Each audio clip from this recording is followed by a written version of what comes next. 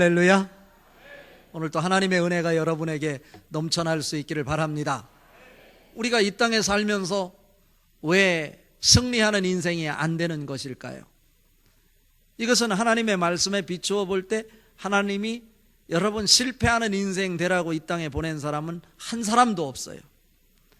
하나님은 하나님이 품고 계셨던 그 뜻을 당신이 직접 이 땅에서 이루시는 것이 아니고 당신이 원하시는 소원을 여러분을 통해서 이루어 나가시기를 원하십니다. 그래서 빌립보서 2장 13절에 너희 안에서 행하시는 이는 하나님이시니 자기의 기쁘신 뜻을 위하여 너희로 소원을 두고 행하시나니 라고 말씀하셨어요.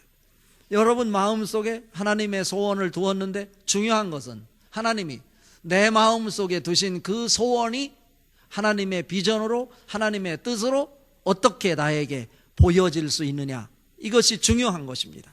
하나님이 나에게 태초 전부터 나를 지명하여 불러주셨고 나를 통해서 이루시려고 하는 하나님의 그림이 영적인 눈이 뜨여 그것을 볼 수 있을 때 우리는 승리하는 인생, 행복한 인생 살아갈 수 있는 것입니다.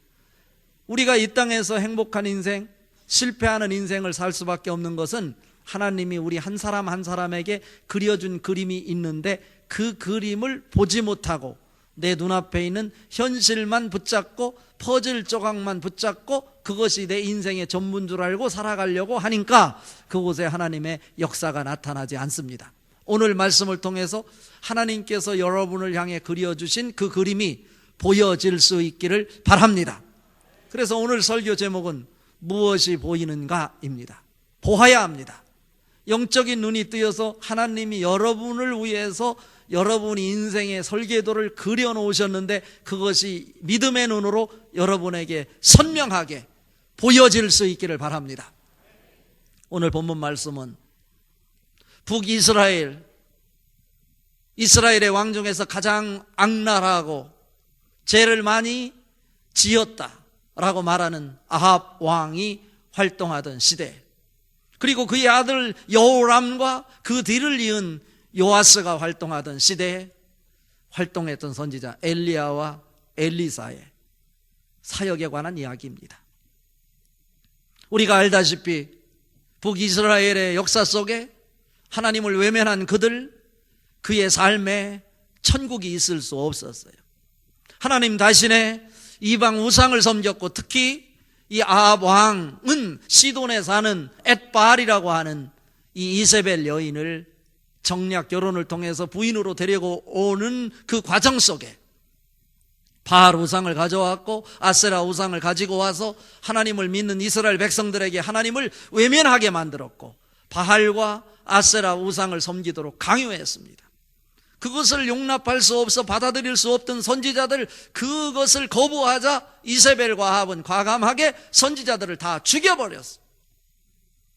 이런 상황 속에서 엘리야와 엘리사 선지자가 있었으니 그들은 그런 불가피한 상황 속에서도 하나님을 외면할 수 없다, 하나님만이 우리 인생의 희망이다, 하나님만이 우리 인생의 구원의 뿌리시다, 이런 믿음을 가지고 선지 학교를 세웠습니다.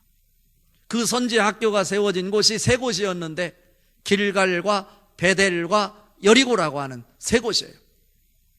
여기서 길갈이라고 하는 것은 이스라엘 백성들이 출애굽해서 요단강을 건너 진을 쳤던 그 길갈이 아니고 오늘 본문에 등장하는 길갈은 에브라임 산지에 놓여 있는 이 선지 학교가 있었던 길갈을 의미합니다. 그 세 곳에 선지 학교 학생, 요즘으로 말하면 신학교를 세운 거죠. 그 신학교 학생들이 한 학교에 한 100여 명씩 있었고 오늘 본문에 여리고에 있었던 그 선지학교 생도 50여 명이 엘리야가 하나님이 불러가실 것을 영적으로 직감하고 오늘 여리고를 떠나 요단강가 가까이에 와서 그 광경을 지켜보고 있는 장면이 오늘 본문에 소개가 되고 있는 것입니다. 엘리야는 누굽니까? 불의 사자입니다. 아합이 강조했던 하나님을 외면하고 이스라엘 백성들이 섬겼던 바알 선지자 450명과 아세라 선지자 400명 도합 850명의 선지자와 갈멜산에서 대결을 해서 하나님이 살아계심을 그들에게 직접 보여주었고, 그래서 하나님만이 우리의 구원자임을 확인시켜 주었던 선지자가 바로 엘리야입니다. 그런데 그 사건 이후에 엘리야가 이세벨의 칼날이 무서워서 그곳에 머물지 못하고 멀리 이스라엘의 남단으로 떠나서 정처 없이 광야에 로뎀나무 밑에서 차라리 내가 죽는 것이 낫겠다, 이세벨의 칼날 앞에 두려워 떨고 있는 것입니다. 이것은 무엇을 얘기합니까? 우리 인생 속에 예기치 않은 어려움이 찾아올 수 있다라고 하는 것을 우리에게 보여주는 것입니다. 로뎀나무, 로뎀, 히브리어로 시궁창이라는 뜻이에요. 로뎀은 좋은 뜻이 아니에요. 그늘이 되지도 않아요. 엉성한 이 나뭇가지에 그 뜨거운 태양빛에 그늘을 만들어내지 못해요. 그렇지만 그 광야에 그 로뎀나무밖에 없어 그곳에 쓰러져서 신세 타령을 하고 있는 것이 엘리야예요. 그런데 하나님은 우리의 심정, 인간이 육신을 입었기에 가지고 있는 그 연약함을 누구보다도 잘 알기에 그가 인생의 허무함을 느끼고 이세벨의 칼날이 두려워서 멀리 남단으로 가서 그곳에서 차라리 죽는 게 낫겠다라고 우울증 환자처럼 신세 타령하고 있는 엘리야, 그를 찾아가셔서 그의 어깨를 두드려주며 엘리야야, 일어나야지 하면서 그에게 준비한 물을 마시게 했고 준비한 떡을 먹게 해서 다시 힘을 얻고 일어서게 하신 하나님, 그 하나님이 바로 여러분의 하나님이십니다. 엘리야가 하나님의 위로를 받고 힘을 얻고 로뎀나무 밑에 머물지 않고 그곳으로부터 떠나서 먼 하나님의 산이라고 이름 붙여진 호렙산까지 40일 동안 걸어서 호렙산에 도착하게 됩니다. 굴 속에 들어가서 또 그가 머뭅니다. 다시 하나님이 엘리야에게 찾아갑니다. 이곳은 너가 있을 곳이 아니지 않냐. 다시 말하면 우리는 숨어 있을 사람이 아니라는 거예요. 하나님의 사람은 나가 숨어 있어서는 안 되는 것입니다. 세상이 더럽고 지저분하고 죄악이 만연한 세상이지만 그것이 더럽다고 피신해서 산속에 은둔 생활을 해서는 안 된다고 하는 것을 우리에게 보여주는 장면입니다. 하나님께서 굴 속에 숨어있는 엘리야에게 바람을 보냈어요. 온통 세상을 다 뒤흔드는 천둥과 함께 지진을 그곳에 막 보내서 뒤흔들어 요란하게 만들었어요. 그렇지만 그곳에는 하나님이 안 계셨습니다. 모든 요란한 바람, 지진, 태풍 같은 것이 다 지나가고 나서 조용하고 고요한 상황이 되었을 때 세미한 하나님의 음성이 들렸습니다. 하나님의 음성을 들은 엘리야가 굴에 더 이상 머물지 않고 더럽지만 지저분하지만 죄악이 관영한 세상이지만 그곳에 가서 백성들 앞에서 하나님의 사명을 감당하는 자로 우뚝 서게 된 것을 우리는 성경을 통해 확인합니다.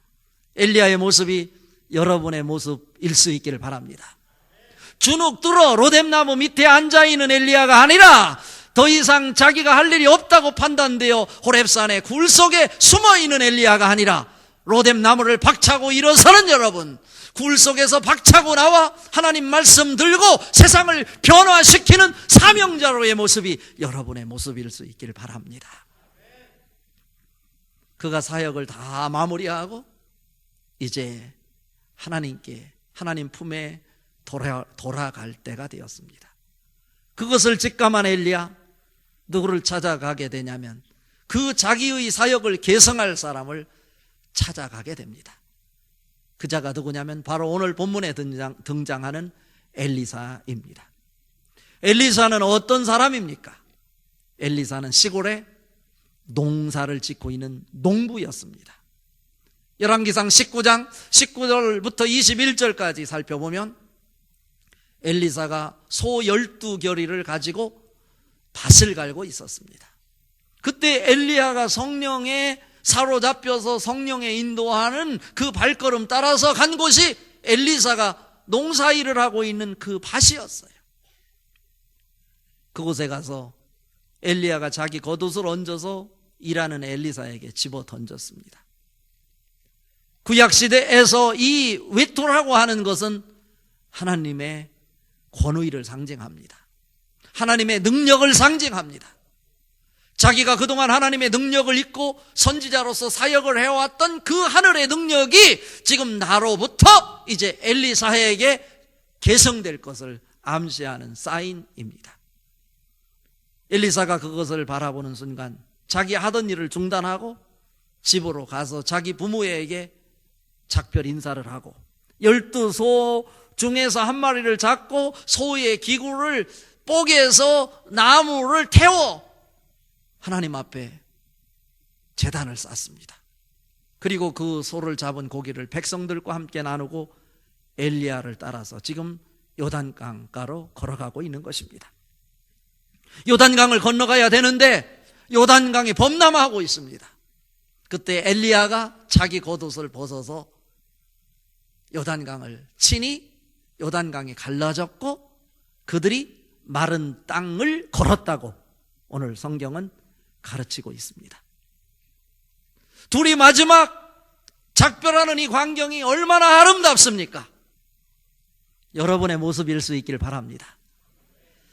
하나님이 주신 그 그림 속에서 하나님의 뜻을 이루기 위해서 사명을 붙잡고 내가 그 일을 하는 것이 아니라 하나님의 영으로 충만하여 성령이 인도하는 대로, 성령은 능력을 상징하는 것일 텐데 하나님이 주시는 성령의 능력으로 하나님의 사명을 감당함으로 그 일을 잘 하나님의 뜻을 이루어내고 이제 때가 되어 하나님이 나를 부르신다 할 때 내가 하던 일을 우리 후배에게 계승하는 모습들이 오늘 엘리야와 엘리사의 모습일 수 있기를 바랍니다. 자녀들을 한 곳에 불러 둥그렇게 앉아 하늘을 가면서 이제 하나님이 나를 부르시니 나는 하늘로 가야 된다 하고 그 외투를 벗어서 누구에게? 자녀들에게 입혀주는 이런 모습. 부모의 그 뜻을 계승받아 아버지가 하던 일을, 어머니가 하던 일을 내가 부여잡고 하나님 사역을 감당함으로 하나님께서 그려주신 그림을 완성해가는 그 모습이 여러분의 인생의 모습일 수 있었으면 좋겠습니다. 엘리사가 엘리야에게, 아니 엘리야가 엘리사에게 묻습니다. 내가 너를 떠나기 전에, 내가 곧 너를 떠나야 될 것 같은데 내게 원하는 것 있으면 구하라. 오늘 말씀이에요. 그랬더니 엘리사가 구하는 것이 성령의 하시는 일의 능력의 갑절을 내게 주십시오. 엘리야가 뭐라고 말합니까? 그것은 힘든 것이다. 다시 말하면 자기가 할 수 있는 일이 아니라는 거예요. 내가 사역한 것, 내가 선지자로서 하나님이 일한 것, 내가 한 것이 아니다. 하나님이 능력을 주어서 그 일을 한 것인데 지금 엘리사가 그것을 구하고 있는 거예요. 여기서 갑절이라고 하는 것은 두 배를 이야기하는 것이 아니에요.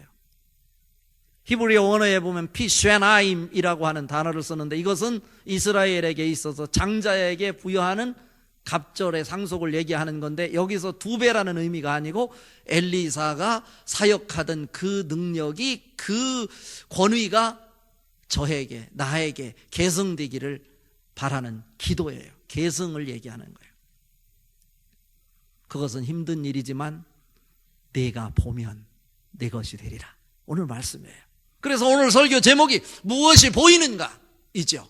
오늘 이 사건을 통해서 하나님이 여러분에게 보여주고 싶은 것이 있어요. 하나님이 여러분에게 보여주고 싶은 여러분의 인생의 설계도가 여러분에게 영적인 눈이 뜨여서 구체적으로 선명하게 보여져 여러분의 인생이 오늘 예배 이후로 바뀌어질 수 있기를 바랍니다. 오늘 읽은 말씀 9절 말씀 같이 한번 읽어봅니다. 건너매 엘리야가 엘리사에게 이르되 나를 내게서 데려감을 당하기 전에 내가 내게 어떻게 할지를 구하라. 엘리사가 이르되 당신의 성령이 하시는 역사가 갑절이나 내게 있게 하소서 하는지라. 엘리야가 엘리사를 떠나기 전에 나에게 원하는 것 있으면 구하라 말하는 거예요. 그랬더니 성령이 하시는 일의 능력, 갑절을 내게 주시옵소서. 당신을 통해서 일하셨던 그 성령의 능력이 나에게도 계승되게 하여 주시옵소서. 이런 기도 아닐까요? 그런데 여기에서 내가 너를 떠나기 전에 구하라. 이 말 속에 무엇이 담겨 있습니까? 엘리사도 엘리야도 하늘의 비전을 본 사람들이에요. 여기서 저는요, 긍정적이고 복된 생각을 해야 된다고 그랬는데, 왜냐하면 우리 기독교인에게 있어서 가장 중요한 것은 믿음이기 때문에 그렇습니다. 하나님이 주신 그 설계도를, 그림을 보려면 믿음의 눈으로만 볼 수 있는 것이에요. 그래서 히브리서 11장 1절과 2절 6절에 보면 이렇게 말씀하고 있어요. 믿음은 바라는 것들의 실상이요 보지 못하는 것들의 증거니 선진들이 이로써 증거를 얻었느니라.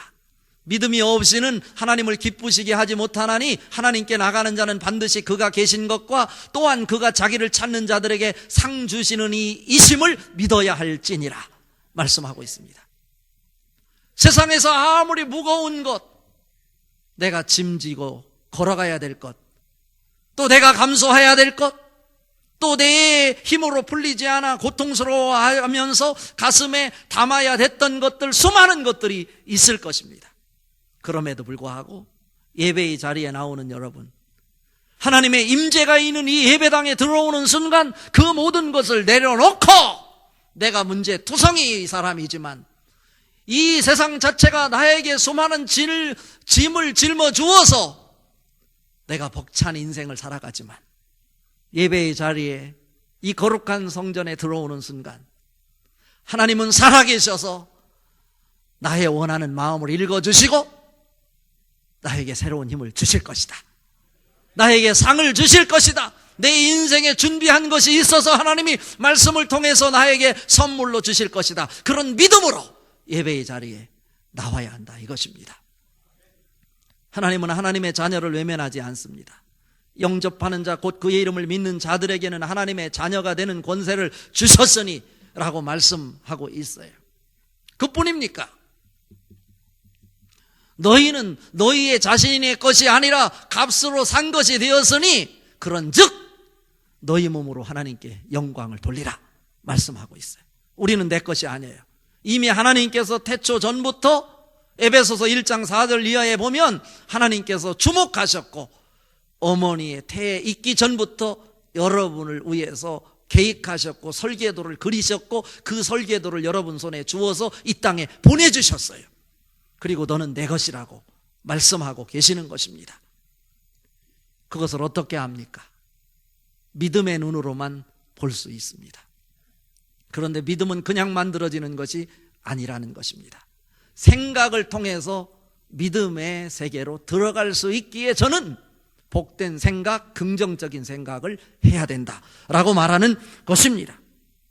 로마서 12장 3절에 말합니다. 내게 주신 믿음으로 말미암아 너희 각 사람에게 말하노니 마땅히 생각할 그 이상의 생각을 품지 말고 오직 하나님께서 각 사람에게 나누어 주신 믿음의 분량대로 지혜롭게 생각하라 말씀하고 있어요. 하나님은 여러분 각 사람에게 믿음의 분량을 주셨어요. 하나님께서는 여러분 각 사람에게 여러분이 믿음의 눈으로 볼 수 있는 하나님의 그 그림을 볼 수 있게 만드셨어요. 여러분이 믿음의 눈으로 보는 만큼 여러분의 것이 될 것입니다. 그러니까 우리는 큰 생각을 해야 돼요. 긍정적인 생각을 해야 돼요. 그래서 어떤 신학자는 말하기를 생각은 생각은 믿음의 세계로 들어가는 출구이다 이렇게 말씀했어요. 믿음은 문을 통해서 들어갈 것인데 믿음의 세계는 문을 통해 들어갈 건데 그 문의 역할을 감당하는 것이 생각이다 이것입니다. 잠언 4장 23절에 말합니다. 더욱 지킬 만한 것보다 내 마음을 지키라. 생명의 근원이 이에서 남이라 말씀하고 있어요. 여기서 마음이 생각 아니겠어요? 여러분이 어떤 생각을 하느냐에 따라서 그 생각을 통해서 여러분의 생명의 출처가 된다 이런 말씀입니다. 생각이, 왜냐하면 믿음의 세계로 들어가는 출구가 되기 때문에 우리는 하나님이 그린 세계는 부정이 없어요. 긍정이에요. 여러분 실패하는 인생을 위해서 여러분이 이 땅에 보내지 않았어요. 여러분은 다 하나님 안에서 승리해야 돼요. 그러려면 여러분을 향해서 주신 하나님의 설계도를 긍정의 생각으로 큰 그림을 그려낼 때 그 큰 그림을 통해서 여러분을 향해서 그려주신 믿음의 세계가 보여진다, 이런 말씀입니다. 미국의 유명한 신학자며 목사이고 이런 생각에 대해서 전문적으로 개발하여 자기 개발에 크게 기여하는 목사님이 있는데, 이분이 누구냐면 맥스웰 목사님이에요.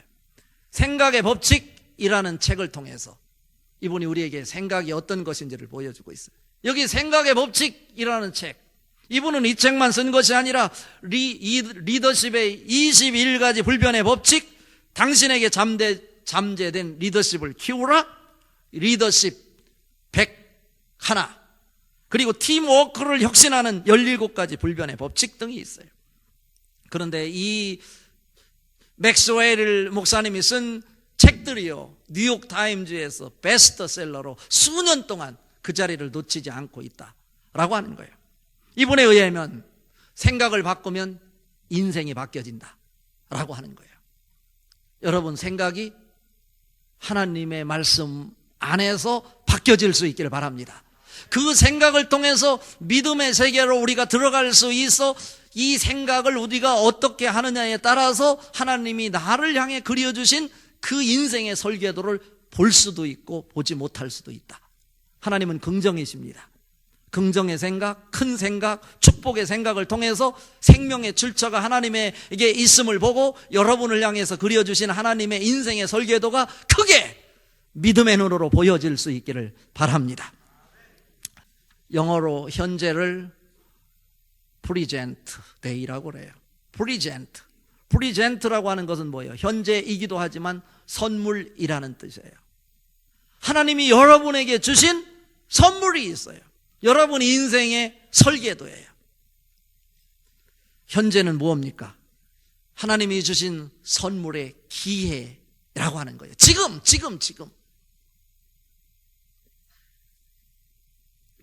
구원의 은혜를 내 것으로 만들 수 있는 기회, 이것이 선물이에요. 그리고 현재예요.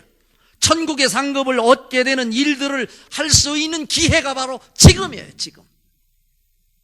생각을 통해서 그려낼 수 있기를 바랍니다. 그 생각을 통해서 여러분이 믿음의 세계로 들어가서 믿음의 세계를 통해서 믿음의 눈으로 하나님이 여러분에게 주신 설계도를 보게 될 때 여러분은 현재에 충실하게 될 것입니다. 무엇을 봅니까? 그래서 에베소서 5장 15절부터 18절까지 이렇게 말씀합니다. 그런즉 너희가 어떻게 행할지를 자세히 주의하여 지혜 없는 자같이 하지 말고 오직 지혜 있는 자같이 하여 세월을 아끼라. 때가 악하니라. 그러므로 너희는 어리석은 자가 되지 말고 오직 주의 뜻이 무엇인가 이해하라. 술 취하지 말라. 이는 방탕한 것이니 오직 성령 충만을 받으라. 말씀하고 있습니다. 건강한 생각을 통해서 믿음 속으로 들어가 믿음의 눈으로 하나님이 주신 비전을 봄으로 인해서 하나님의 축복을 경험하면서 할 수 있는 여러분 될 수 있기를 바랍니다. 그래서 현재에 하나님이 주신 그 비전을 위해서 여러분의 시간을 투자하고 회개를 할 수 있는 기회로 삼으시고 예배의 자리로 나올 수 있는 결단의 자리로 만들어낼 수 있기를 바랍니다.